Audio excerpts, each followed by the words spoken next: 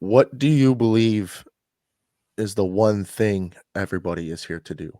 Do you believe that it's just to find that purpose? Is there one commonality between each individual that we're all here to do one thing? For me, I believe everybody is here to learn love. Everybody's here to love, and defining that is hard. If you asked 100 people to define love, it would be a different answer every single time. Mm-hmm. Um, Mm-hmm. what do you believe is that one thing for everybody, or if Well, there is? and Jesus taught that too about the essence of pure love and Mhm. how pure love is the healer of all things. For me, the one thing that people are here to do is to learn how to be human. All right, welcome back, everybody. We got episode 65 with Richard. We will catch you on the other side.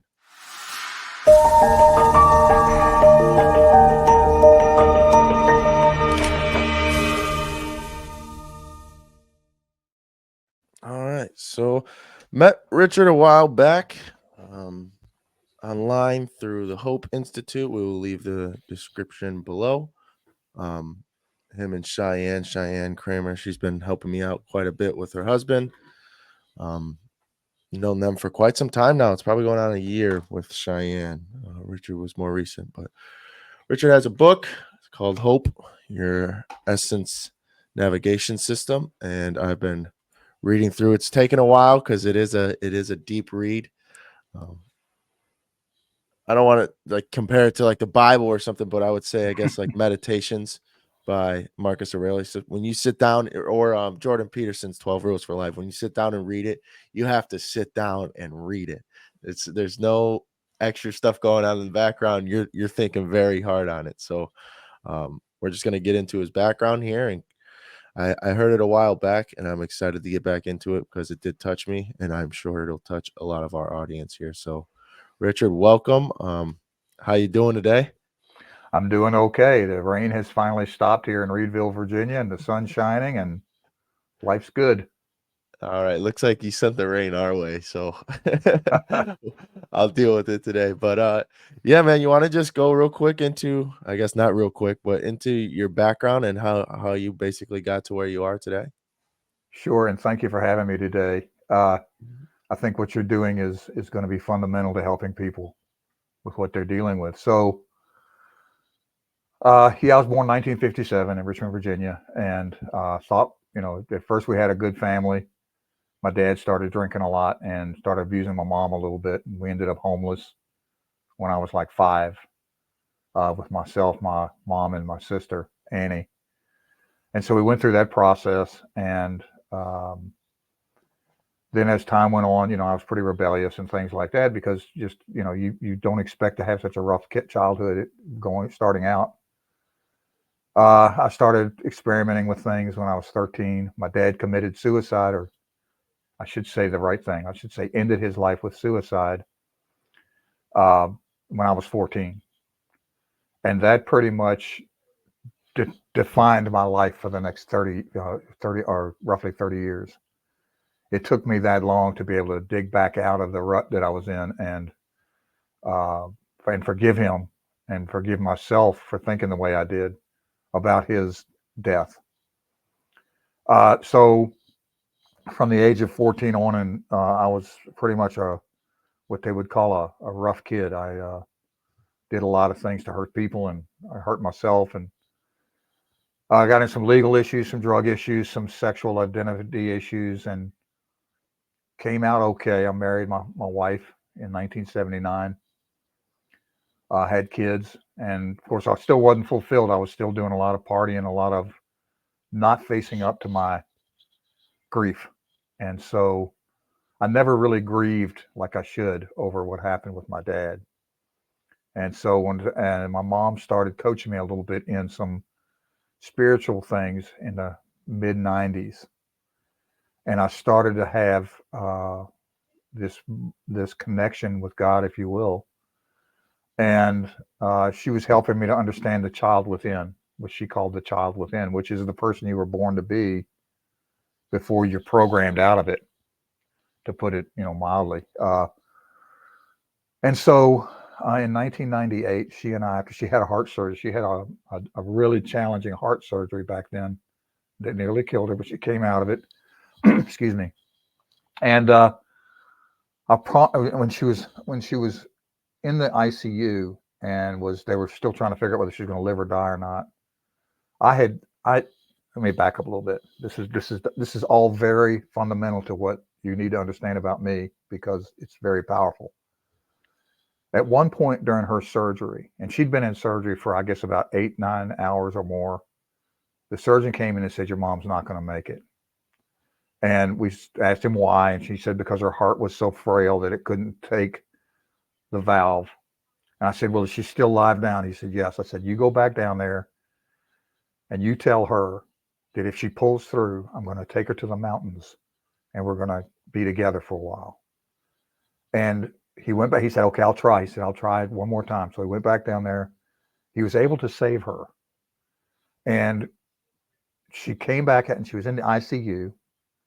And when she came out of it and got conscious, she went like this, like, "Give me something to write on." Mm-hmm. And so so somebody, it wasn't me, somebody gave her a piece of paper and a pen and she wrote mountain. And so evidently while she was out in heart surgery, she heard my message to her and she had enough strength left in her to pull through and make it. So that's profound thing one. Yeah. Yeah. Profound thing two was I did take her to the mountain. And we have been going through all this meditation and learning how to drain the poison out of your spirit to be able to get yourself to a point where you can actually connect with the universal energy that's out there, the matrix, if you will. And so we went to the mountain in July of that same year, I think it was, or maybe a year later. The years are not that important. What's important is we went. And we were doing our meditation that morning, and we'd been there for a week, and we were doing meditations, and we were going through the thing. And I said, "I'm going to go for a hike, Mom." And so I left. And I will say that when I was meditating that morning, I had a vision and I drew it, and it was a picture of a tunnel from where your third eye is.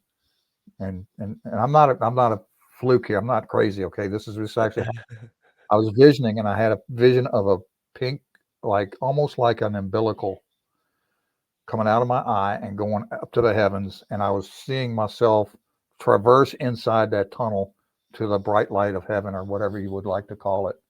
So that did that, and then I went to the mountain, and I'm hiking, and I came around a switchback, and I used to hike a lot, but I came around a switchback, and it's like I hit a wall. I stopped because something overcame me, and I couldn't move, and then I started feeling this immense energy inflowing into my body. And I looked up at the heavens and I was like, "Oh my God, what is happening here?" And I just got this tremendous feeling of love and power and things, to the point where I was streaming tears. So anyway, I decided that I knew now that God existed in some form. In Yeah. form, God existed and created us in his image or her image or its image. And so as I was hiking back to the house, back to the Raven's Nest was the cabin we were in, I felt like, and I really believe I was, above the ground, because I was looking down, and it could have been just a vision thing as I was walking, but I could see myself above the trees, and I could see down. I could see some deer over there and everything, and Mm-hmm. I saw the camp, the thing over there, and I said, "Man, I got to come down from this because people will think I'm crazy." Well, I came back down, went into the cabin, and I told Mom, I said, "Mom, you got to come here." I looked in the mirror, and there was a white streak of hair, and sometimes you can still see it. See that right there? See that white? Yeah. I mean, I'm white, but pretty much white, but there's a very strong white right here. Yeah. And I was in my 30s then, and I had this streak of white that just appeared out of nowhere. And I turned to her, and she came in, and she said, "Who are you?" I said, "It's me, Mom." She said, "Oh, it's my son's son. Oh, I recognize you now." I was like, "Oh my God, did I really change that much?" I think she was just, she'd been doing her meditating and all that kind of stuff too. And she'd been really teaching me a lot of stuff about the child within, and about opening back up to what I call now your essence. And so that's how I came to my revelation. And then in 2013, years later, and I got to warn people that when you have this kind of thing happen to you, you're going to do one of two things. You're either going to ride with it or you're going to subdue it. Because if you ride with it, this is what I feared. If I rode with it, because every time I got that feeling, it was like I was kind of out of control. But I know now it's God in control. But I was not in control, so I subdued it so that I could go to work every day, so that I could do the things I had to. I had to be with my family. That cost me greatly. But in 2013, I was laying in bed and I got a message called Hope.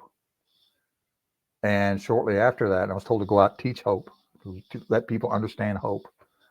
And right after that, as the word hope came out, then the four words came out: the honesty, the omnipotence, which I call openness, the pure love, and the essence. And that's how the culmination started with writing the book.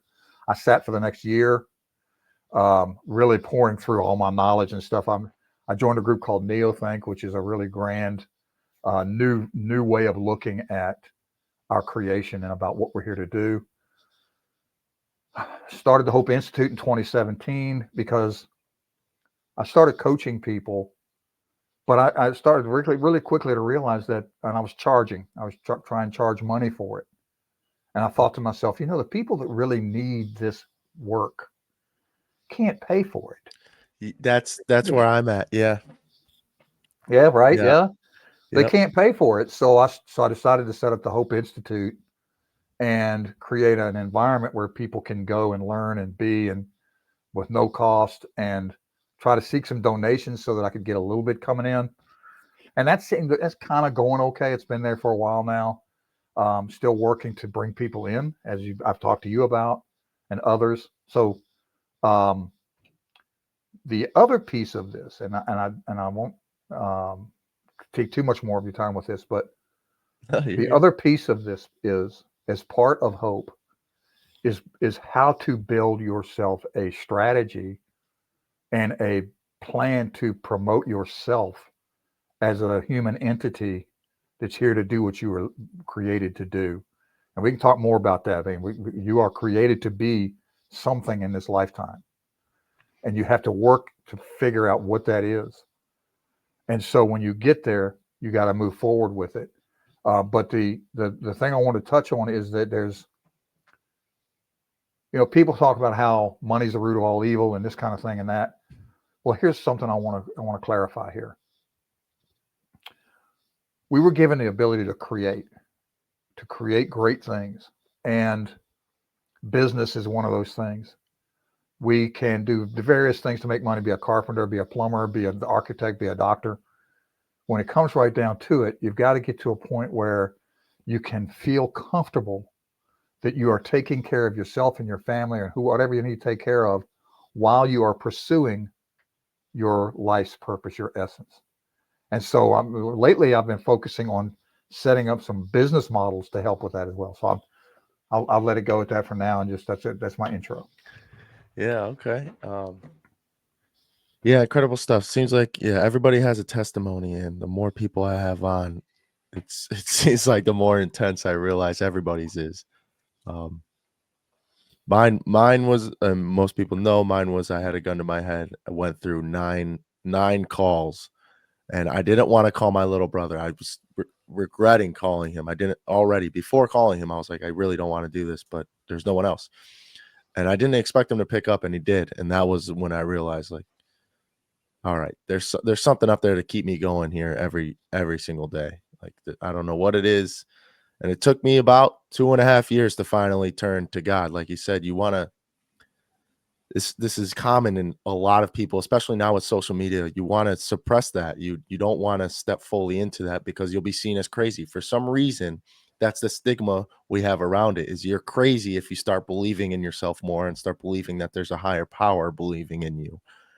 It's like Mm-hmm. it's very odd, very very odd to know that there's something greater, to know you're here to do something different, to know you're Yeah. here for a reason, and then to push that push that down and say, "Oh no, well, I'll get to it later or something. After I just spent, it was 23 years of my life. I got to this point. I'm not in a good spot yet. Here's the change I need, and I still want to still want to suppress it. Why do you think so many people suppress it? Is it the social media, or is it more of like a internal thing? Well, I think it's a couple of things. I think fear is one of the big ones. Hmm. That's what I had. I had fear about it because I didn't want to do something because I was working full time. I worked at this shipyard in Newport News, had a pretty good job, and I didn't want to jeopardize my lifestyle for what was being presented to me in something that, because here's the thing, it's the unknown, the fear of the unknown. And so I suppressed it for a long time and kept going in and out of it and in and out of it. And um, so I think that the fear is a piece of it. And you touched on something else that's very important here, Trevor, and that is our society, especially in the American society, seems to be, and we can talk about good and evil, yin and yang, and those things, and I really believe that there is a created dark and light essence that is around all of us that God gave us in order to be able to use our free will to make the decisions we need to make to get where we are supposed to be, and we can choose to do that or not. And I think that particularly in the 60s when I was coming up, I mean, it was all about sex, drugs, and rock and roll. And I spent a lot of time on acid and doing drugs and having just this wonderful party, right? Hmm. But then it doesn't get you anywhere. That whole thing is called, it's like a habit of depending on other things to make you happy, to get you to where you're a happy person. And so our society has created this environment where the exercise of your free will in the proper way has been programmed to a point where it's seems like people are going way down this dark tunnel. And particularly, and around the world, there's always been these religious wars, and it's like in Israel right now. I mean, that whole thing. If you think back about, and we don't need to probably get in too deep into the theology of all this, but if you realize who the Jews are and where the Jews came from and why they are where they are and how they got persecuted even back, I mean, of course, world wars and before, but even before that, they were God's chosen people, and they were persecuted because they were God's chosen people. And God did deliver abundance to His people when they followed His rule and followed His what I want to say, moral fundamentals. Don't Hmm. kill anybody. Don't rape anybody. Don't do things with kids. Don't do this. Don't do that. And so there's this component within the United States, particularly because we're such an open society, that we've chosen to get away from God, to get away from, and we can say Christian if we want. I mean, Jesus was a great savior for a lot of folks, but any religion in particular, we've gotten away from that Judeo-Christian fundamental of how our country was founded, and people just don't remember that. And that's something we've got to get back to. We've got to get back to. So you asked me the question that wasn't too long of an Yeah. answer, but that's I think the biggest problem right now. Yeah, and that plays a big role into stepping into what you were created to be, or now that you've realized God is real, that plays a big role as you go. If you're partying, or a lot of your friends, even if I grew up in public school, not Mhm. many people in public school believed in God. It wasn't a big focus point. It wasn't a big, oh, my buddy believes. No, it was suppressed. Nobody talked about it. You didn't see anyone wearing a necklace. You didn't see anybody at 18 getting a tattoo of that. All the tattoos were of whatever, they liked at the time. Stuff like that. There wasn't really any talk about it. And it seems like not the only, but where I grew up, the other option is, I guess there's two other options. There's private school. And where I grew up, there's not money. We didn't have money to go to private school. So that wasn't a thing. And then my parents are both working 3 jobs, so going to church isn't a thing either. They gotta work on Sunday. What I'm doing on Sunday is probably going to hockey or baseball while they're at work, so Yeah. we were suppressed in that way. Um, and then the other option would be Catholic school. So you Ugh. have to be the religion this religion to go to Catholic school, and that wasn't happening either. So we didn't do Catholic school either. Um, so it's that's I think that's one of the biggest fears. You're so worried about everybody else, like you're saying, society suppressed this, and I do see a big change happening now. Maybe it's because I stepped into religion and I started recognizing it more. Like when when you buy a car, you start realizing, oh, there's so many other cars like this around. I'm seeing so many more people with the tattoos of the cross, a necklace with the cross on it. It seems like there's more of a shift into religion, which is perfect. It's what society needs right now. Like you said, the moral basics. There's you can't. I played hockey all growing up. I had a coach, Steve Janikis, and he would always say, "We people hated him. Everybody hated this coach. My dad loved him. Everybody else. He ended up getting fired because of the way way he was coaching. But it was Mm.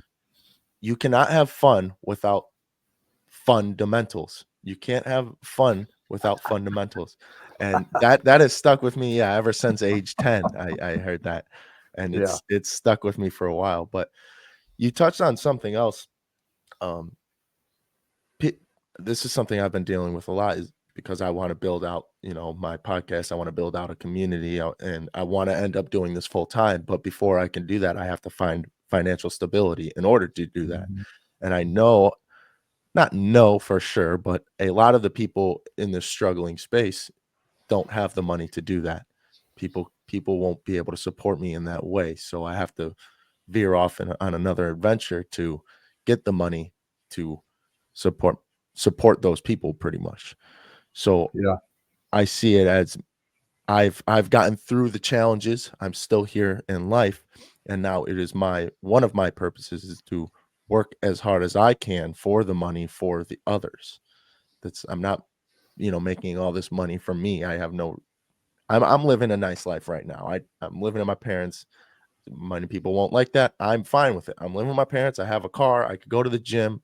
I do my podcast and I'm happy. That's if I did my podcast and made no money and lived here, people may see me as a loser, but I'm enjoying it. This is what I enjoy to do. And at Right. some point it'll follow. But how Well, that. Go ahead. go ahead. No, you're good. Um, it's fortunate. You're fortunate that you can be with your family and do the things from your home. So many of us don't have that opportunity, particularly veterans and people like that who have been come back and found themselves kind of outside society to some degree. But yeah, the myself and Shay and several others, we started something called the We Care Partnerships Network, which is a business networking in the name of God, if you will, organization, and the Hope Institute. And one of the things that we are really working on right now is helping people to get involved in something that will create income while you're doing what you love, right? And and the with with the technology that's out here now, it's a wonderful thing. It can either be used in a positive way or a negative way. And I know there's a lot of people out there doing negative things, doing scams and things like that. So what we've been doing for the last 15 plus years is looking for solutions that can help people to get into something that will bring them the passive income they need while they're out doing what they're doing. And I think that the internet provides that catalyst for doing business online, if you will. I'll just go ahead and call it what it is. It's business online is one of the most crucial things I think now to all of us coaches being able to do what we do because I've gone through a lot of classes and paying for a lot of things because I'm in a fairly decent position. I've got a full-time job still, which I want to get away from. But at the same time, and these coaches charge thousands and thousands of dollars to get what they have. And I understand that. I understand that they want to be like Tony Robbins or they want to be like, Sean Callagher or whoever. They just want to be this big name in life coaching kind of thing. But when you get down to the basic realities of it, yeah, if that's all you want to do, then that's a good thing. But at some point, you've got to realize, like for people like me who want to be a preacher of hope, you've got to find another avenue, Yeah. because I have not found people that need my help to be able to give me $5,000 for a coaching program. No, not going to happen. No, it's not. Yeah. So we got it. We've gotten into some things like one of the things we got into is Melaleuca. You've probably heard of that one. We've gotten into something now called My Nexus Rewards, which is fundamentally changing a lot of people's lives right now. It's a very powerful, very economical thing. For $50 you can get into this thing and pay $10 a month, and you save money on everything you buy, whether it's putting gas in your car, buying groceries, buying clothes, buying, like I got my prescriptions yesterday and I got some credits for getting groceries, um, hardware, tools, everything that you buy, you can use this program to get money back. Okay. And if you've ever heard of Rakuten, that's a piece of it. But that's just the surface of it, because that only works as long as you're shopping, right? It only works as long as you're doing. But then there's a piece that says you can also have a business behind this, where the people that come in with you, and you don't even need to refer people, you just, do the things they teach you to do, and you start getting people signed into this thing, and it creates a organization. And I don't want to use this as a sales call, because that's not what we're here about. We're here about the suicide. But that is something that is so easy and so fundamental to being able to just go out and do what we want to do, because once you get set up, it's automatic. It's automatic. It's automatic. Mhm. And I'll leave it at that. I don't want to get into that too deep, but No, but that's one of the well, ways. I mean, you got to find ways to make money. You gotta be able to support what you're doing, like with what you're doing. Um, yeah, maybe one day you'll get a sponsor. Maybe one day somebody will come along and, I love what you're doing. Here's thousands of dollars. But that doesn't happen for the average person like me. I'm not saying I'm average. I'm a pretty unique individual, but you know, yeah. Yeah, no, it's something hard to struggle with because yeah, when I was in my dark space, I mean, I'm not making money. Most people who are depressed or sad or on the verge of suicide, they're not. mm-mm, They're sad. They're in their room. There are others that are working and all that fun stuff, and then realize that life just isn't for them or whatever it may be, and they don't think of buying a course. They're working 40, 50 hours a week. They don't think of let me go get a coach, and right, right. that's why they end up gone. That's why we end up losing them. It's Mm-hmm. just to actually let's go into your veteran background just real quick, just so that Okay. the viewers know. Yeah, United States Navy, yeah. 1978 to 1984. Just did 6 years. That was long enough for me to get my head straight. Hmm. I really appreciated the opportunity to serve my country, and I actually went around the world in the Navy, which was pretty cool. It was a pretty cool. Didn't think about it being so cool back then, because I went into the Navy to escape where I was at. My dad took me aside. My stepdad. My dad, of course, was dead, but my stepdad and I did not get along. We were like this all the time, Hmm. and we got into a fight one day, and he hurt me pretty good, which was, I deserved it. I'm not saying he was abusive or anything, but he challenged me to something to do, and I did. And he said, if you don't do it, I'm gonna whip your butt. And I didn't do it. And I was 16 then, or 17, something like that. I didn't do it. I got home. He got home. He says, come with me. Went back there, and he said, I want to tell you something. I turned around and he cold cocked me and beat me up. And I told him that I would kill him. And um, and so that didn't go well. He didn't, he feared for his life, because I at that time, as dumb, as young and dumb, and as on drugs and things that I was, I probably would have killed him if they hadn't stepped in Hmm. and said, if my mom hadn't stepped in with him and taken me aside and said, if you don't go to get counseling, then we're gonna back this. We're gonna commit you to a mental institution. place called, I think it was called Westbrook or West Haven or something like that in Richmond, Virginia. So I went to the hospital voluntarily and went through some therapy stuff while I was there. But I kept doing things stupid like that. I kept just doing things and so finally my dad called me over to the house one day, gave me a beer, sat down. He said, "You got two choices." He says, "You be blacklisted from the family or go in the Navy." So I went in the Navy, Wow. and I was a BT. For those of you who don't know what that is, it's called a boiler technician, and that means I was down in the bowels of the ship, making the power that gave the propulsion for the ship to move through the water and power the entire electrical system in the ship. I learned a lot about, mechanics and fluid mechanics and all that kind of stuff, but damn, I really did not like it. I was not meant to be a BT in the Navy. But the Navy taught me a lot. It taught me how to be how to be a responsible and honorable man, which is something that I just was not when I went in. I was not in a good place. So that's my military background. I am a veteran. I understand what a lot of veterans are going through. I didn't have to fight any wars, but people have to understand that being at sea for 6 months at a time and being in the bowels of a ship working and not seeing anybody, going to port once in a while, that's pretty traumatic. It's pretty, Yeah. it's a Yeah. That's pretty war different. against yourself. It's a war against yourself, exactly. And some people lose. We had a guy jump overboard. We had a guy commit suicide. Um, Hmm.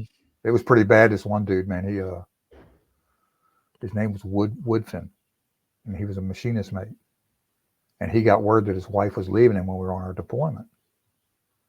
And before we even got, the last port, he disappeared. Nobody could find him. And when we got to port, somebody opened up the escape trunk, which is a long emergency ladder shaft that goes from top to bottom in case you got to escape the boiler house and that kind of thing. And he was hanging. He hung himself. Wow. So it's a tough life. There's nothing about any military lifestyle that's not tough for people. I mean, whether Yeah. you're in Afghanistan or whether you're in the bowels of a ship or whatever, it's not for the lighthearted. Yeah. So Me and my buddy, we talk about that a bit because there's this like battle within the military, the people that deployed versus the people that didn't deploy. And mm, like, I got more stuff to deal with than you, and everybody's got to one up each other on how their experience is more traumatic. Like, it's a good thing. yeah, yeah, And we've kind of come to the conclusion, if you go to basic training, man, you're on my team. Basic training itself is enough for anyone to be. I mean, we had people leaving basic training because they were suicidal. They would say something right. and that was it. Like, if there's I don't know why it's such a battle to be more traumatic than the person next to you, as if you talk down on it. So when we went overseas, I'd go overseas, come back, and I'd say what happened or what we did, whatever happened. And of course, there's always someone next to me with a better story or something cooler or something, Mm, you know. And so you get in this mindset that, oh, what I did wasn't anything, and you push all of it aside. Then you go on deployment again, you come back, and it's just a rinse and repeat. Everybody's always got a better story. It's the same thing with social media. Everyone's always going to be better than you, you know. yeah. Um, and it's I don't know why do you think people try and do that? Why do you think people like one up each other like that? Like they're better almost because they went through something more traumatic. The ego.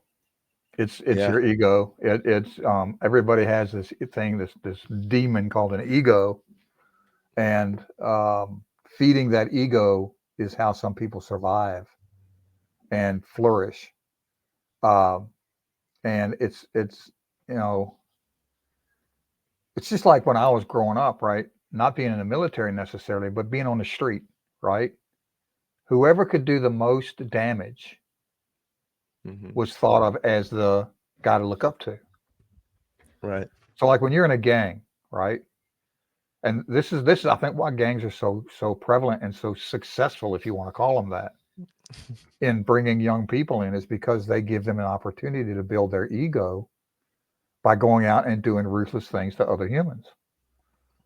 And I did some of that too, and I mean, it was like, it gives you this feeling of being superior, even though what it's really doing is destroying the inner you, the child within. It's destroying your ability to create what it was you were here to do, which How is a would you big problem.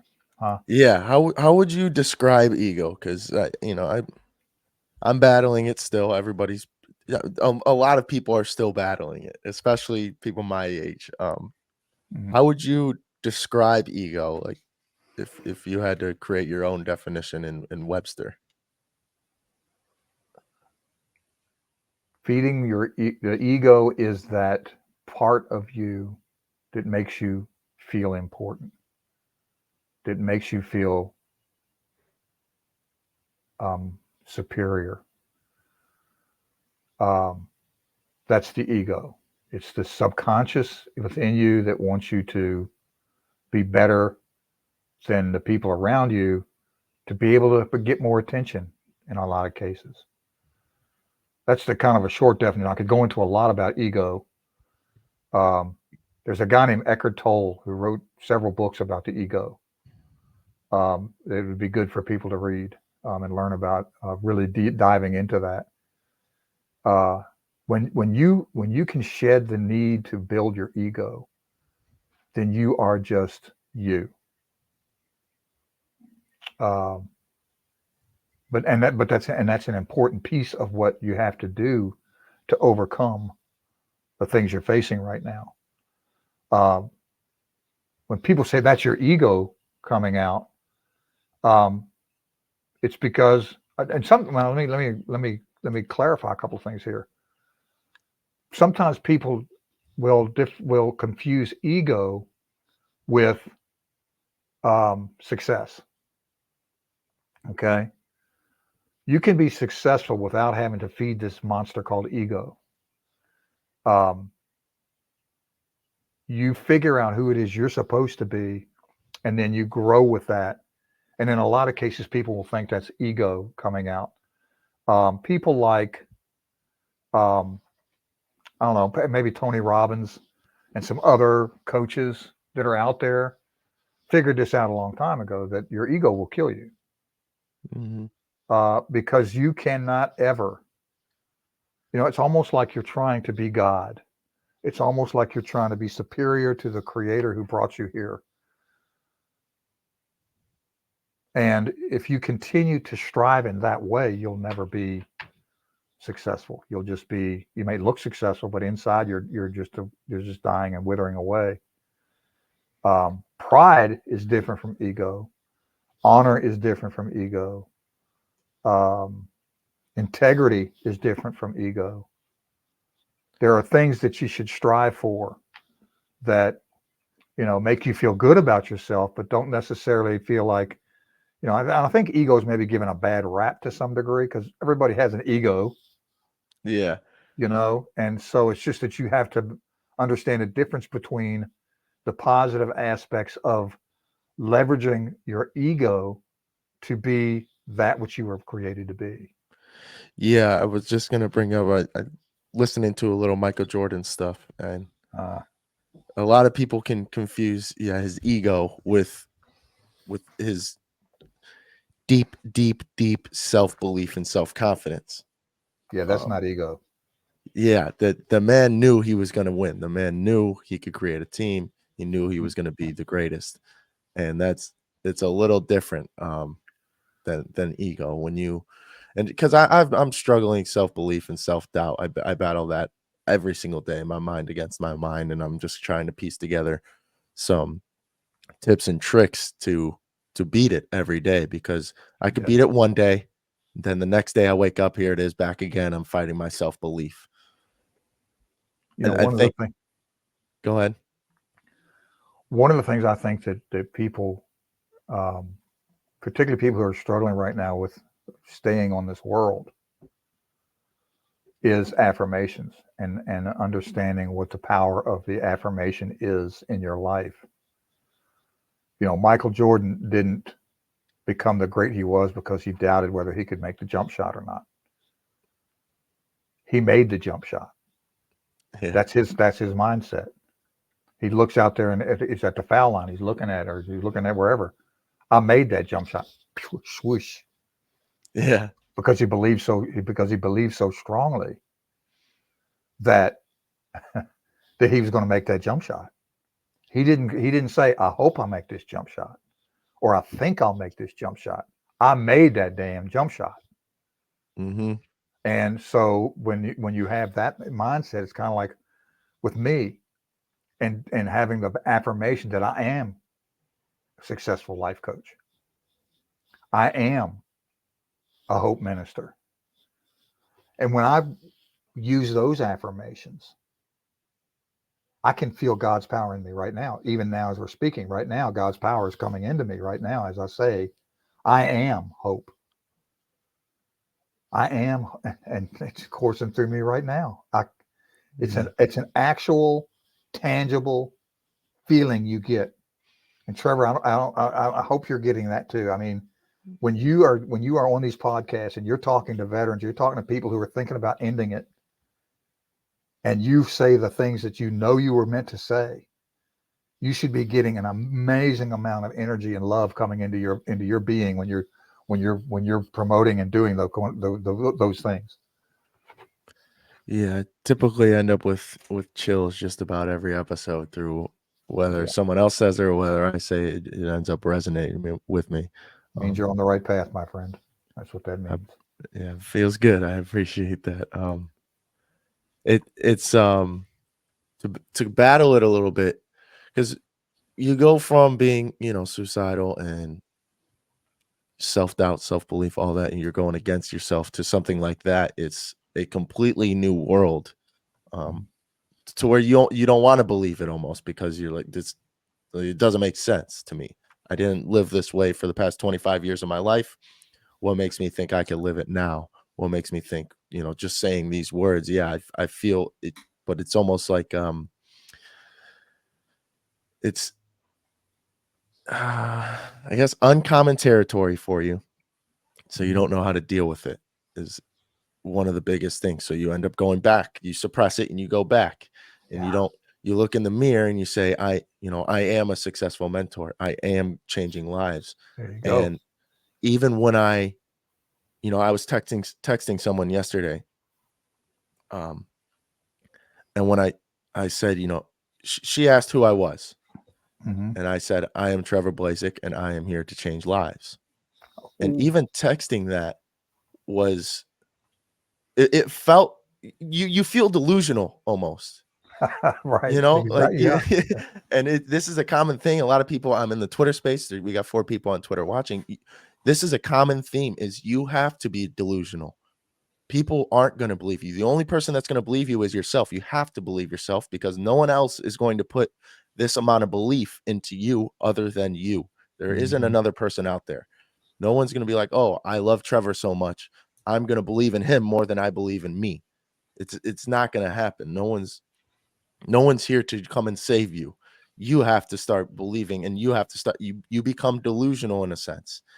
No, I am this. And when people will be like, no, you're not. And especially if, and right now I just wrote down, I am going to make 100 grand. I am. Yeah. And without it, people see that and like, who's this guy? Like, Hmm. no, you're not. Look at you. You're not. You're living at your parents. You got a free car from your grandma. All this stuff comes down. No, you're not. And you end up, you don't even battle the other people. You're battling yourself, because you seem so delusional. When I sent that text, it was like, huh, like, am I? And you start questioning yourself. Then the self-doubt comes in. So it starts with the belief in yourself, and then you start doubting your belief in yourself. Hmm. Um, for the people battling the affirmations, that keep telling themselves that, what do you say? Just keep doing it, and at some point you'll Yeah. start believing. It's in the repetition. Mhm, Uh, you have to continuously do the. One of the things I teach in the hope process is doing exactly that. All 4 of those elements, mhm, you are required in my guide to make affirmations about those 4 elements as you go through it. Not that you hope, not that it may be, not that it could, but that it is done. that it is done. And you hear a lot of these new preachers and stuff come out, and I guess I'm one of them, who says there's a difference between prayer and affirmation. I just read that part in your book, literally There's right before we hopped on. there is a big difference between that, because in prayer, you're hoping, you're depending, you're feeling like that maybe God will grant me this wonderful thing that I'm asking for, whether it be good health, wealth, whatever it is. But what you really need to understand is that there's a reason that God created us in his image. And forgive me for those feminists and everybody else out there who feels like that maybe God was a woman, or that God is some entity, okay, or an alien, whatever that might be. I like to prefer him, because that's the way I was raised, and it comes out of me easier that way. But I'm Yeah. in no way, I'm in no way sexist about who God is, okay? But but see, that's the thing though. And one of the things I think that people really need to understand, and bring themselves to an understanding of, is that you were created. You did not just magically become this person that you are. You were created with a purpose, whatever it might be. You were How do you created and put here to learn a lesson. And so the lessons that you're learning, you're going to ask me how, right? uh, how would you I it took me a long time to believe that. How would you Mhm. kind of navigate into, you know, striking the minds of someone who doesn't believe that? What would be Well, your and explanation? this is where coaching comes in. This is where it's important to coach people and mentor people, like I'm asking young mentors to do. And that is to, there are a few of us, some of us call us light walkers or light bearers or whatever you want to call us, who have gone through these traumas throughout our younger years in order to be able to learn these lessons and be able to teach about those things to the people who are getting ready to go through the same thing, or have already been through the same Mhm. thing. It's like when I was considering killing myself, the only way that I could overcome that was by knowing that what my dad did was so wrong.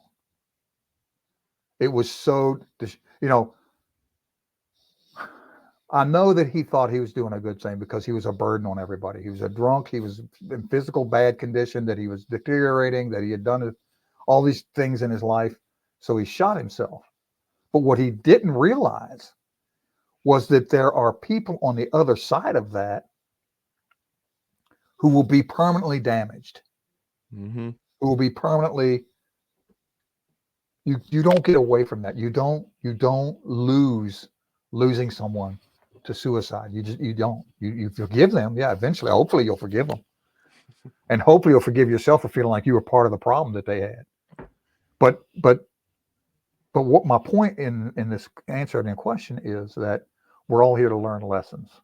We're all here to take what we know. And some people ask this question: why me? Why am I poor? Why did my dad do that? Why am I experiencing these things? It's because you're learning lessons. And if we can get through to people to understand that, yeah, I'm going to do a basic philosophy thing here for you. Uh-huh. I believe in reincarnation. Okay. I believe that we have to keep coming back and learning lessons before we can do as Jesus said to us, before we can be in the bathing light of our Creator. In other words, before we can be uh, promoted, if you will, or elevated to the level of spiritual consciousness that we need to be able to be at God's side, wherever God resides. If you call it heaven, call it what you want, but as a spirit, as an energy orb, whatever you want to call us, that before you are worthy of that, before you are not worthy, you're always worthy. Before you are mature enough, that's the word. Yeah, yeah. You have to go through the lessons of being in this temple of flesh. You've got to go through these lessons in order to be able to move forward. Because without those lessons, then you're like too easily persuaded to do things that are destructive to the the coalescing human, the coalescing spirit of the universe. So um, my answer to that is find someone who is like me or like Trevor and start questioning how did they survive? What did they do to get there? And and especially knowing that the wrong decision is to end your life. um, but to to get you to a point where you feel value, where you feel worthy of continuing your life, you have to start believing in yourself. And the only way you do that is to find that person within. You got to Mhm. find that child within, folks. You got to. You've got to get inside. You've got to do some work. It takes some work, but It's you got to scary. get it. It's scary. Hell yeah, it's scary. You got to get in there, do the work, and take what comes from that. And here's one of the key things that it took me a long time to realize. Be prepared to get on that bus and ride, because when it comes on you, it's going to come on you. And you've got when you have that aha, you've got to get on board and ride with it, because if you don't, you're going to end up like me and a lot of other people who takes them 30 years to get to the point where they're feeling worthy and feeling like they should be doing what they're doing. So I hope that wasn't too long an answer, but No. Cat's in the way. He keeps pressing all these buttons. Today's episode sponsored by Honor Guard Coffee. I know what you're thinking. Another coffee brand? And the answer is yes. However, this coffee brand is much better. This coffee brand was made to support veterans. With 25% of the proceeds going towards veterans, the mission of Honor Guard Coffee is simple. Pair each veteran with a service dog. On top of that, each blend is named after a service animal that actually served, including their perfect breakfast blend, Cairo, the Belgian Malinois there on the Bin Laden raid. Think of Black Rifle Coffee Company, but with more help towards veterans, a better taste, and dogs. We all love dogs, so we all love Honor Guard Coffee. Am I right? I'm just a regular coffee guy, typically drink that garbage you get from Walmart. And let me tell you, if you are that guy, try this and you will never want to go back to Walmart again. Steven sent me a package. It was phenomenal. I had no idea coffee could taste this great. So the owner, Steven, was on our show, episode 57. If you want to take a look, link will be down below. He's an ex-Marine who struggled through his fair share of mental health and is simply looking to make a change. We're looking to make a similar change, stop veteran suicide, and we couldn't be more proud that our mission aligns so well with our first sponsor. So for that, thank you, Honor Guard Coffee. Thank you, Steven. And if you are looking to purchase, first, thank you, and the description will include the link to buy. Now, back to the podcast. Now, it's interesting. Yeah, the solution, find somebody that is doing something like this, because mm-hmm. that was the first thing I did was, I'm not where I want to be. Let's look at successful people. And I started every day. It would be about 5-6 hours of listening to Jordan Peterson or Jocko Willing, whatever it is. And people will say, "Oh, you watch so much YouTube, you'll never implement any of it," all that stuff. But watching that much YouTube or that much film, that many podcasts is what kept me here. So if that's what you have to do, that's what you have to do. If you're not doing anything, I wasn't doing much every day, playing video games, smoking weed, playing hockey, and listening over and over and over again to Jordan Peterson. That's an interesting Now, thing you just said. Listening over and over and over again to those kinds of things will become part of your lifestyle. You will become what you listen to. You will become what you believe. You will become I, what you practice. So go ahead. Go ahead. yeah, no, I went to a conference yesterday, and just to touch on this, because I saw it in your book again today, and there's no coincidence this is happening. Went to a conference for life insurance, and it was kind of also a motivational thing. It wasn't strictly life insurance, just that's how these guys made it. And that was one of the things they said. It was your beliefs become your thoughts become your words become your actions become your legacy. Yep. And I believe there's another step, but continuously Hey, pouring. wait. Define that in your way. When you Define. the next time you come on a pod, I'm sorry, I'm coaching you now. But the No, next you. time you look, but before you do your next podcast, take what you learned in that conference yesterday from those words and make one of your own. For me, honestly conceive, right? Openly believe, purely receive love, and therefore discover your essence. Oh, So okay. conceive, believe, receive, achieve. Those are mine. Those are my those. That's my. Oh, I'm feeling so good right now. That is my piece. Find your piece. Like that guy that was talking yesterday, whoever that was. People like Greg Braden. I don't know if you know who Greg Braden is, but you got to find out about this guy. Greg Braden. Look him up and start listening to some of his stuff on YouTube, and you will be floored by what this man knows and what he's been given to teach. Um, Bruce Lipton. Anyway, they all have their particular thing that they're the motto, if you will, that has to do with 4 or 5 words, and Okay. and so there's a guy named Kevin Trudeau that taught me how to do that too, and he's a pretty phenomenal guy. Kevin Trudeau is Trudeau,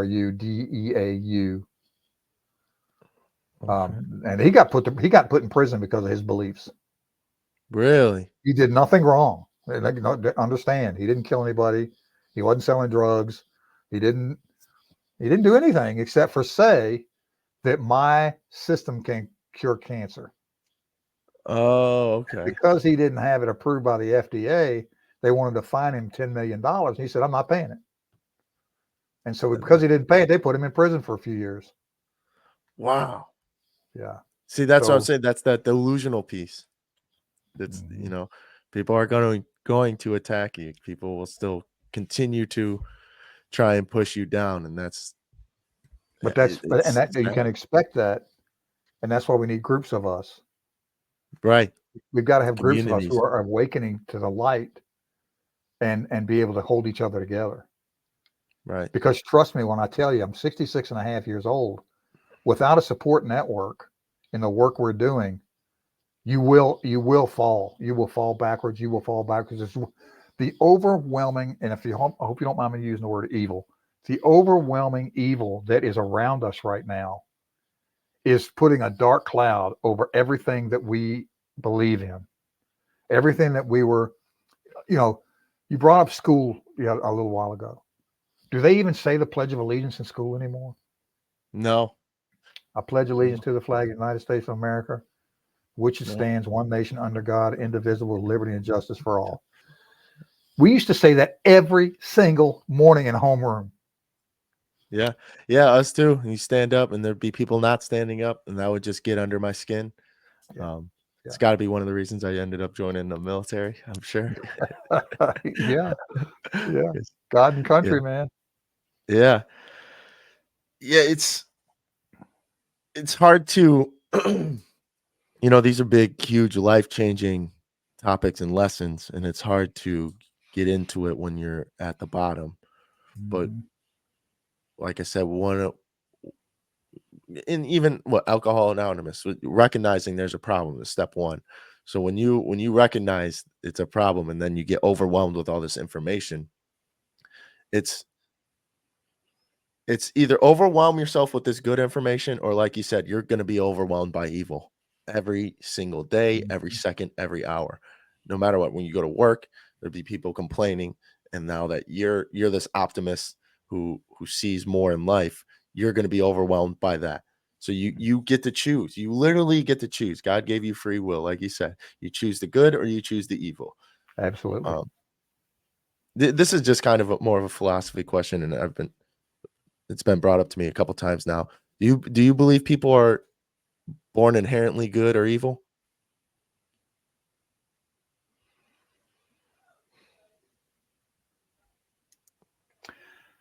That's a tough one, and I'll tell you why. I think that every human Now, I know this for a fact. Okay. I know this beyond a shadow of a doubt. No one is born evil, if you, as you put it. No one is born as a Satan child. Okay. We're all born with the equal abilities to be able to evolve into the person we were meant to be. For some people, they say evil is a man-made concept, but I don't believe that. I think that Yeah. evil, there's good and there's bad. There's yin and there's yang. There's, for every every thing you do, there's an opposite and whatever Right. on the other side. So so I think everyone is born with a seed of hope to be who they were designed to be. God does not design people to be evil. He may put you in situations in your design that cause you to do things that you have to do to learn the lesson. But he does not, but there's always that hope. There's always those fundamentals in these 10 commandments that were given to Moses, or was it Abraham, whoever it was. The 10 commandments, thou shalt not kill, thou shalt not do adultery, thou shalt, but no, those things, you always have an opportunity to do this. And so if you were created to learn the lesson, I'll give you a good one right now. I killed a girl in an automobile accident when I was 17. We were all partying, we were all drunk, we were all going crazy. And I was doing what's called rat racing on a curvy road back in Richmond, Virginia, which I had done 100 times. I had driven that route so many times, but this time I was in a Volkswagen. And the girl that was sitting beside me was her car. And I lost control, hit a telephone pole, and it killed her. Now, you can say that's because I was an evil person.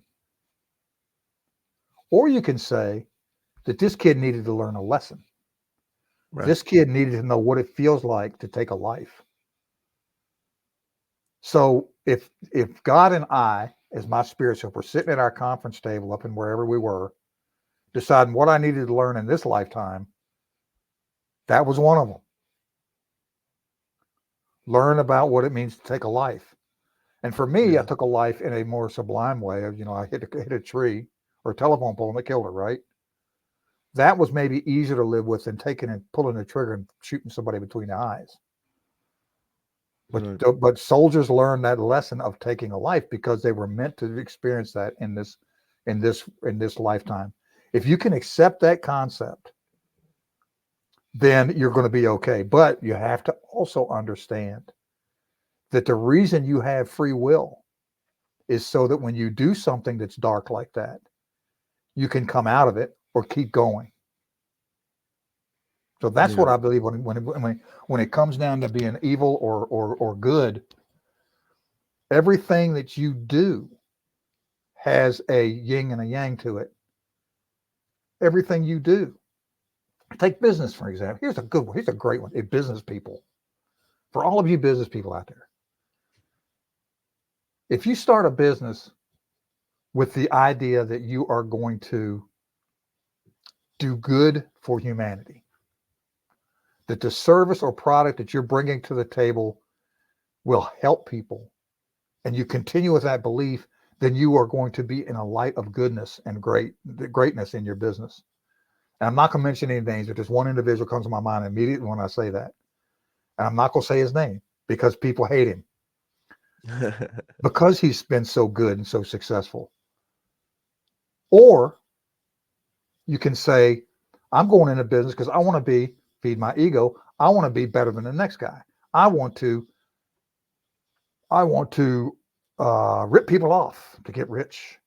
I Yeah. want to do this. I want to do that. Then now you're making a decision and a lesson you're learning to be an evil guy in this lifetime, in your business, that's going to destroy other people to get you on top.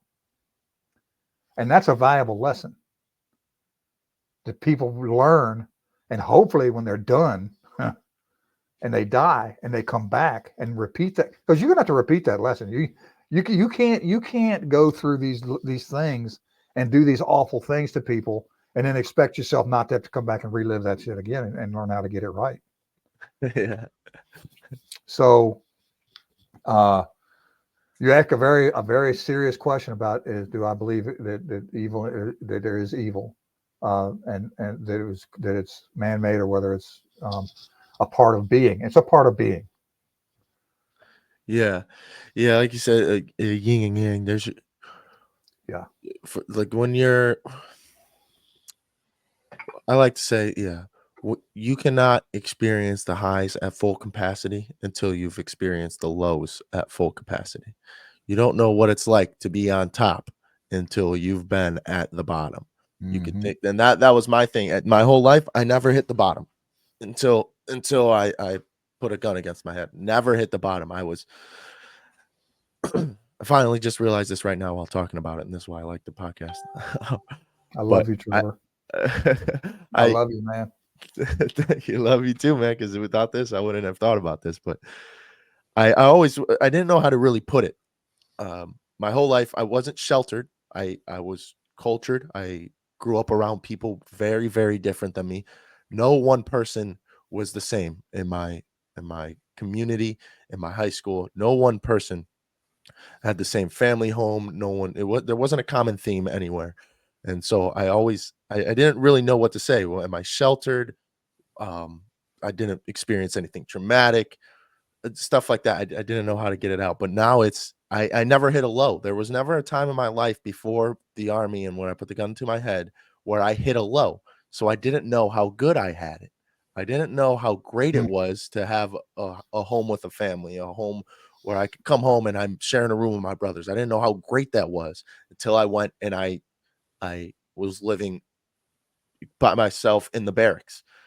And then I realized, oh my God, I I didn't want to live when I was living in the barracks. That's why I ended up getting married way too early, but as most soldiers do. Absolutely. Once you hit that low, you prepare for the new high. That's how you have Mhm. to start seeing. Like you said, there's a lesson in here. Learn this lesson. Once you learn Yeah. this lesson, you don't have to completely ditch the experience, because if you ditch it, if you forget about it, you push it aside, then you're not constantly reminded of the lesson. So it's not like you need to learn this lesson so you could get rid of the experience. You're learning the lesson so that when you're reminded of the experience, you remember the lesson. That's the big thing. People want to forget, you know, like you said, you're Mhm. 60, 66, and you're talking about when you're 17 and stuff that happened when you're 16, stuff that happened when you're 18. And again, I'm piecing this together as I'm speaking. I was going to Okay. ask, how did you how can you come on here and talk about it? Because people ask me that too. How can you come on here, wherever I'm at? How are you just so vulnerable about this? Trevor, I at this conference, I gave my story and I was vulnerable, and people are, thank you for being so vulnerable. How are you being so vulnerable? Stuff like this. And Mm. it's because when I think about this stuff, yes, I get emotional. I when I talk about saving lives and changing the generation behind me and the veteran community, I get emotional because I've gone through all of this, and Mhm. I'm not being reminded of my experiences. I'm being reminded of the lesson my experiences taught me, and me sharing this lesson with the people going through whatever they're going through. And it's when people are asking, the vulnerability question, it's, I brought this up on the last podcast. You're only going to get vulnerability back when you give vulnerability. The Oh, I got to be genuine. Yeah. Right. When people are going through it, it's because no one's come up to them and say, "Hey, dude, I went through it too." Yeah. I no one's Yeah. sharing all this evil in their head, because for some reason everybody puts on this face like everything's all fine and dandy forever. It's not. It's not. Most Yeah. likely, it never will be. You're always going to face something, and You know, it's one of the most profound. Let's talk about that just for a second, because I know women, right, who have who were raped when they were babies. Mhm. They were sexually abused by their dads when they were babies, when they were so young and innocent. Now, how do you deal with that stuff? Right. How does a woman? I mean, I was actually raped too, but in a different way. But um, and I know how I dealt with it. But um, for women who are, women try to be this bravado thing now, like they don't need men, they're all this, they're all that. But when you get right down to it, the feminine is the most tender, the most nurturing, the most loving. I love women. Women to me Hmm. are something to be idolized, Yeah, God's other than blessing. God, Yeah. of course. But God's creation that gave woman to me as a Mhm. beautiful companion for me. Right. And so how anybody could rape a little girl, I get choked up thinking about it because Hmm. when I was 12, I think it was, I was raped by a guy who was older than me. I didn't understand what that meant at the time because I was told that it's enjoyable, that I should be doing it because it's pleasurable.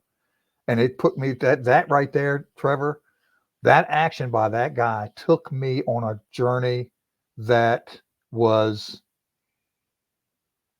almost insane when you think about it. Because then when I was trained that way, then I tried with that with some of my male friends. Mm. I can't believe I'm going down this path right now with you. This is I something that doesn't appreciate it. get shared, and I don't. It's okay. You can still play this on TV or whatever. I appreciate it. Yeah, the But going vulnerability, through, like I'm saying. yeah, yeah, you brought it out of me, friend. The the thing that I did with that was when I experienced my first girl, changed everything. And because I was sent here to learn that lesson, I was still given the opportunity to be my normal male self with a woman and heterosexual relationship and feel that kind of love. Right. And to me, and I hope I don't hurt anybody's feelings here, but for me, you there's such a difference. Yeah. There is a big difference in that type of relationship. And um, so coming through those vulnerabilities and being able to, and so these women that I'm talking about would never get on a call and share with you like I just did about what happened to me because they don't have, they haven't evolved enough to be able to know that. Do you think that maybe you were raped because you needed to learn that lesson to be able to teach it to other people and things like that? That's a tough one. I mean, when you think about being harmed in such a way, and I mean, the the goodness of me wants to kill a pedophile. Right. But at the same time, because I am where I am and who I am now, I have to look at that sick person and say to myself, no one would do that unless somehow it was planted in their mind that that was the thing to do in this lifetime.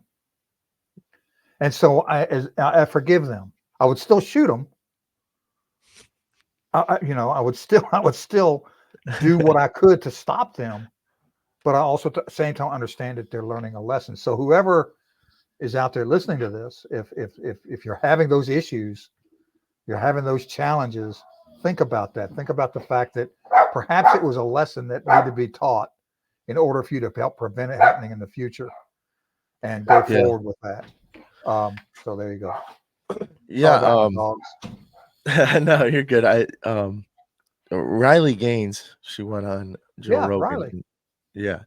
And they talked about how hard it must be for her to stand up for this, how hard it must have been to lose to this person Yeah, and have to deal with that and then have to deal with coming back to it constantly and then making a story about it, going on Joe Rogan about it and all of this. And if you want to point out one common thing between her and let's say you, it's faith. You had faith yeah. and knowing that, look, this person isn't doing this to harm me personally. It's not, uh, It's a sickness. It's a it's right. they were given that. It's kind of like Jeffrey Dahmer. You know who Hmm. Jeffrey Dahmer is, right? Oh, yeah. Everybody knows who the man eater is. Yeah. He enjoyed eating boys. And that sounds so That's, grotesque. yeah. This cannibalistic, sadistic, pedophile, all wrapped into one big bundle of evil that he somehow got his beliefs twisted or whatever happened inside his head with the lessons that he was learning that made him keep going. Yeah. I mean, Do it what did he again do? What and was that again. first thing he did that gave him the choice to either learn from that and go this way or to go that way? Yeah. What did he do, or what was done to him that helped him to make a decision? And here's a key piece of this. For all the young people that are out here that are struggling right now, you got to know you have a choice to do it one way or the other. There's always a choice in your free. If you didn't have free will, then things would just happen. But you've got Mhm. free will to choose the things you do one way or the other, left, right, up, down, crossways, whatever. And the decisions that you make as you're going forward help define like where I am right now. I feel like that because of what I've experienced, the lessons that I've learned, I can now share that with people and it might help in some way. And that's Yeah. that's that's the lesson right there. Y- Yeah, that's it's funny you answered that question because typically that's the closing question is what do you tell the people struggling right now? So if you go back to most of our episodes, that's typically the last question. So it's interesting you just brought it up yourself. Um, Okay. what here's the big question I wrote down at towards the beginning of this was you said we're all here to do something and to Mm-hmm. find that purpose. Um, Mm-hmm. I have my own beliefs about this, but what do you believe is the one thing everybody is here to do? Do you believe that it's just to find that purpose? Is there one commonality between each individual that we're all here to do one thing? For me, I believe everybody is here to learn love. Everybody's here to love, and defining that is hard. If you asked 100 people to define love, it would be a different answer every single time. Mm-hmm. Um, Mm-hmm. what do you believe is that one thing for everybody, or if Well, there is one? and Jesus taught that too about the essence of pure love and Mhm. how pure love is the healer of all things. For me, the one thing that people are here to do is to learn how to be human in order to grow their spirit. Um, and that's if you really think deeply, if you can, people can think deeply enough. It's really simple. It's really a simple concept. What does it mean to be human? What is a human? What is a human? And and you'll get into this whole thing about whether we evolved from this little one-celled creature in the ocean or whether we were put here by a higher power. I believe we were put here by a higher power. Now, Mhm. and this is where things get really interesting. When you start thinking about, okay, so he's put here by a higher power. What does that mean? Well, it could mean that you were put here as a one-celled organism to grow into a human being. Right. Or it could be that you were put in the Garden of Eden through the dirt of the earth, as they say in the Bible, that you were created out of the earth through God's hands. Then yeah, okay, cool. But for me, what it is, it's to learn the human in connection with your spirit and God, and that involves love. I mean, there's Yeah. the pure love concept. When I say to you, Trevor, that I love you, and I couldn't always do this because you have to learn this thing, but I can look at any human being and tell them I love them, and they'll believe me because that's what I am. I love purely. I don't care if you are LGBTQ. I don't care if you're black. I don't care if you're yellow. I don't care if some green critter walked up to me that looked like a human. I would say I love you and mean it, and it would be true. It would not be something that I'm putting on a front for. It's because I know that one of the primary components of being a human being is being able to love without the expectation of reciprocity, without the expectation Mhm. of anything in return. I just love you. I just love you. And that seems very common and very simple until you start putting things into it like bias, slavery, sex trafficking, whatever you want to call it, that leads people down this dark path. It's hard to understand it. I can look at a rapist and say, I love you. I Yeah. might shoot you, but I love you. And if you can align those two things, if you can say, I can shoot you, but at the same time, I love you, then you're on the path. In other words, a soldier in the field, Mm-hmm. right? Every soldier should be praying and saying, I love the people that I'm going to go against right now because I've got to protect my whatever, my people, these other people, whatever it is. But hey, Afghani, I love you, but I'm going to shoot you because you're going Mm-hmm. to shoot me because you're doing whatever you're doing, terrorists around the world, whatever it is. That to me, and I've never really said it like I'm saying it right now, is that if you can, in one side of you say, I love you, and at the other side, and at the same time say, but I've got to kill you,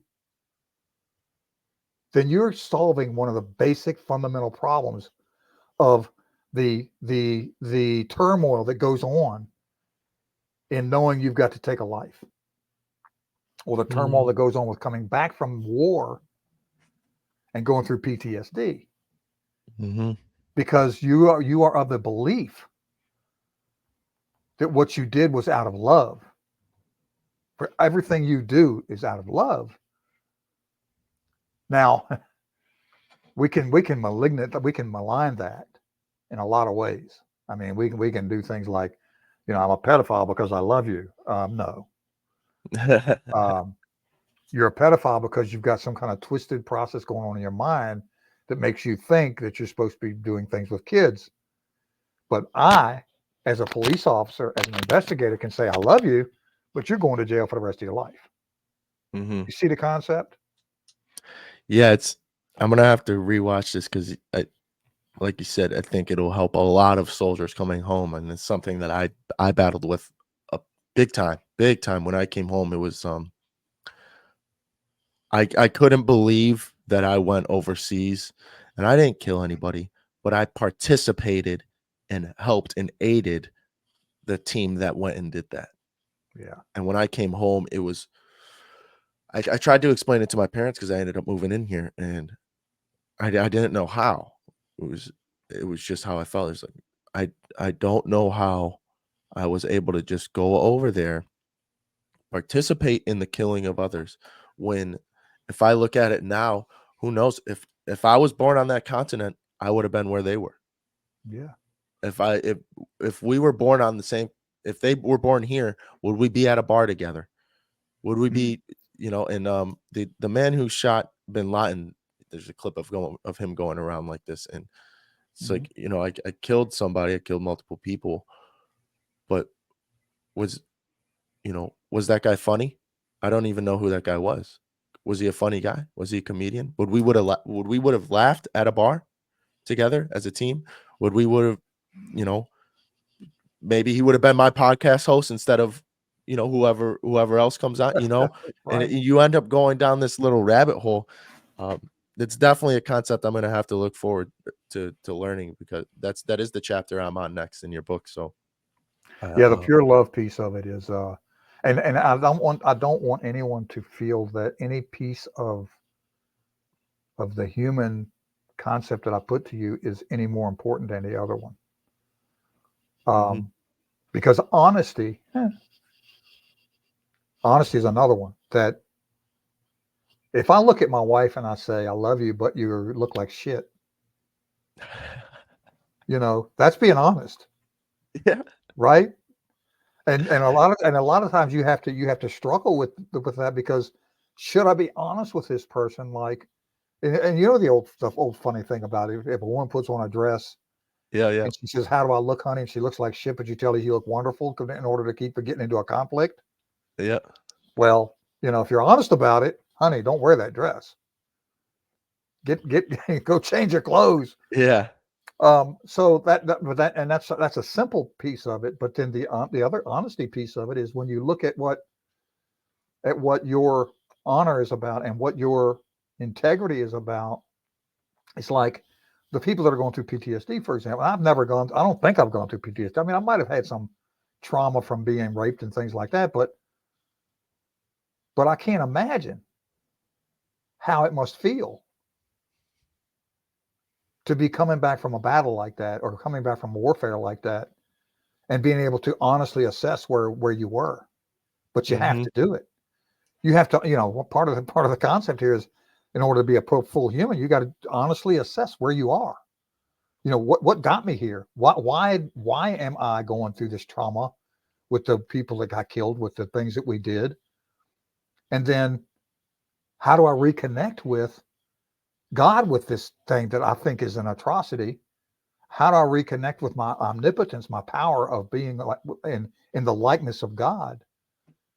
And you got to go through that. You got to go through the openness piece. You've got to openly believe in a power Mm-hmm. and things, and then the pure love. And then, of course, discovering your essence, who you were meant to be, who you're here to do, what you're here to do. And you've got to go through those three pieces before you really realize who the child within is and answer that question. And I just went through the whole process with you that quick. Yeah. Yeah. And for people listening, it's not going to happen overnight. I'll tell you that.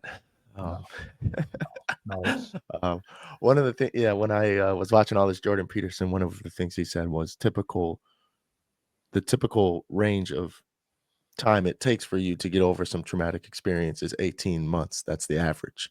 And when I heard that, I was on month 2 or something. And I was like, oh my God, I have I have another year and some change to do this, Um, but like we said, what's the other option? What's the other option? You continue to live with this, you suppress it down, and then a year later, you yeah. realize, okay, I got to do this. And then another year later, you realize, okay, well, I didn't do it again, and now you're just wasting time. And one of the things, it was a Kobe Bryant. It was we all take time for granted. When what was it? The time it takes to win needs to be quicker so that you can use the time to enjoy the win. Something along those lines. The longer it takes you to win, the less time you have to enjoy the win. That makes So sense. yeah. Um, so And you're I mean, struggling. Go ahead. when you get to when you're 66 and you look back on it and you realize how different things could have been Mm-hmm. if if I had learned that lesson earlier. Right. I would be enjoying myself right now rather than struggling to survive in this world of, one of the things that's been exploding out here is coaching. It's Mm-hmm. exploded. I mean, there's coaches everywhere. Yeah. They're not all genuine. They're not all full of integrity. They're not all full of honesty and stuff like that, but they're everywhere. So, well, how do you find the right one? Yeah. Yeah. I think step one is listening to the podcast. Yeah, I keep talking about wanting to There you open go. There you go. yeah. I keep talking Yeah. about wanting to do my own little coaching program, and I will have a community. I've started the community, so that link will be in the description below. But Okay. I was struggling with, like you said, there's so many coaches out there. Um, why would I become one? There's so many already, and like you got to find the right one. There was only one person that genuinely connected with me and started changing my life, Jordan Peterson. If he had a coaching program and I had the money, I would have ended up doing it. You connect, and when you connect with somebody, Oh yeah. Oh yeah. right away. Like, no, this guy I get, this guy I want to lead or I follow. get I you. want this. I get you. Yeah, I yeah. get you. I get you. And you I don't know. I was battling with it for a while. So at some point I will do the whole coaching program, but for Hmm. now I'm focusing on earning the money I need to help the people in my coaching program, so I don't have to charge that much, so I don't have to request too much out of them when they don't have enough to give. um, Hmm. but it'll happen at some point. Sure will. um, I, But I urge you, mhm, if there's a stepping process too in this business world that we're talking about too, mhm, where like, all this time I've been looking at this big thing up here, the big cloud in the sky business success thing, right? But you got to start somewhere. Like I'm talking about doing like network marketing kind of stuff, right? But if you start down here with a very simple concept, with a very simple precept, and then you can evolve. Right. Like for instance, this one I'm talking about earlier, where $50 and $10 a month allows you to begin developing a business foundation, saving money, getting money. And then there's a next one called something called Make Wealth Real, which is something else that I've discovered that helps people to better their credit, helps them get into a home, help them do this, do that, do that. And there's even another one. And so that's, you gotta go through a progression of Right. small Yeah. successes to get to the big one. Yeah, when I started this, I wasn't thinking, oh, I'll coach somebody, or stuff like Mhm. that. Oh, I'll have a community. No, it was, I'm gonna get on and share my thoughts. It's that simple, and it'll stem out. And Yes, it will. people struggle with the goals. You write down a goal, and then things change. A year from then, it takes a different direction. You got to reassess the goal. Um, I guess we'll close with that. What's your biggest goal? What is the goal you're striving for? My goal is to build the communities of like-minded people to help people to get through this whole process. Get back to being a human being. Get back to having your dignity. Get back to having your love. Get back to having your connection with the Creator. And then live your life. Build a strategy around that. That's my goal. And and again, I've realized that I've got to do this in small steps. Mhm.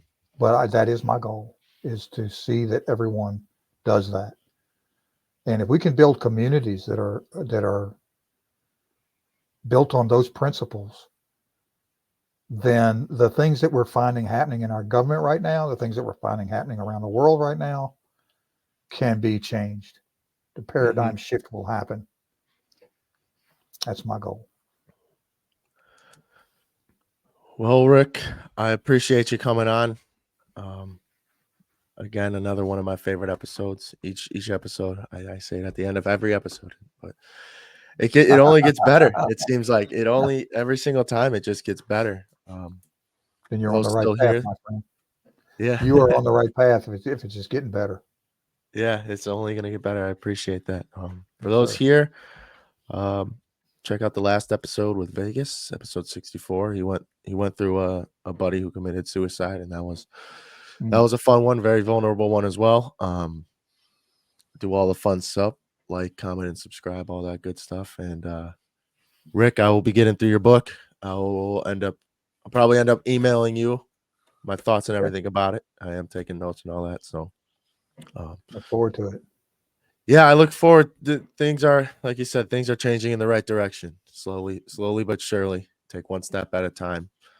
Um, and again, I appreciate you coming on. This was an incredible talk. Great way to start my Saturday. Um, Good. Me too.